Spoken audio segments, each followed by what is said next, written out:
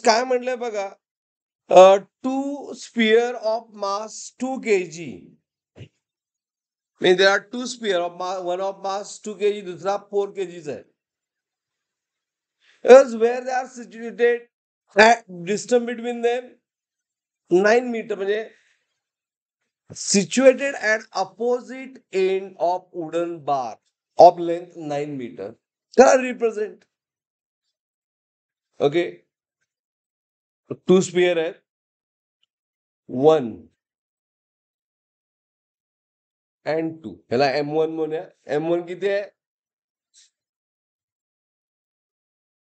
Where is M1? M1 mass दिलाय 2 kg and M2 mass given 4 kg. बरोबर? याच दोघांमधलं distance किती आहे? 9 मीटर.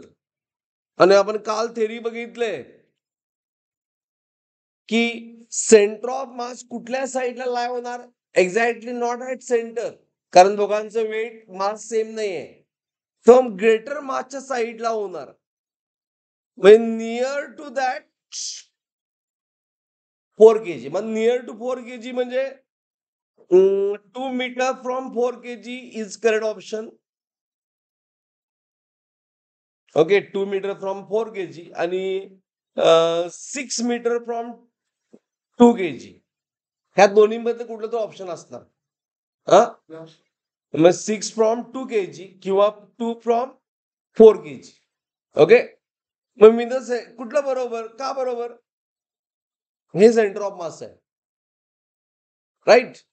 मग मी काय करतो, ह्याला x1 म्हणतो, M1 ला x1 म्हणतो. M2 ला किती म्हणा पाहिजे? M2 ला डिस्टन्सला, ह्या डिस्टन्सला काय म्हणाय पाहिजे? व्हेरी गुड, x2 नाही, 9 मायनस x1. कसं सॉल्व करणार? कुठला?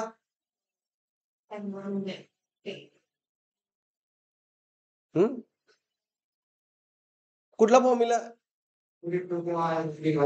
M2. बरोबर. म्हणजे ह्यामध्ये कसं होणार formula? As we know that दोघांचं moment about centre of mass काय असतंय? सेम असतंय. M1 x1 equal to M2 x2. करा सॉल्व. आता फक्त मॅथमॅटिक्स सॉल्व करायचंय. M1 2 आहे, x1 फाइंड करायचं आपल्याला. M2 4 आहे and x2 आहे 9 मायनस x1. आता 1 मिनिट थांबा, स्टॉप. डायरेक्टली आन्सर सांगा आता हे बघून. 2x1 मायनस 4x1 इकडे काय आलं? 6x1. 9 4 जा 36 डिवाइड बाय 6 म्हणजे किती? 6. असं डेव्हलप व्हा. आन्सर किती? 6 मीटर फ्रॉम 2 kg. मी काय म्हणतो नील कळालं? ह्या स्टेपनं आन्सर यायला पाहिजे, सगळं सॉल्व करायचं नाही. हे आपण बोर्डसाठी सॉल्व करवलं म्हणायचं. सो 2x1 9 4 जा 36 मायनस 4x1. मग 2x1 plus 4x1 equal to 36. 9 plus 4 6x1 equal to 36. त्यामुळे x1 किती आलं? 6 metre from 2 kg. From right? Getting anyone? Nothing but which option? B option. Clear? काय डाऊट आहे?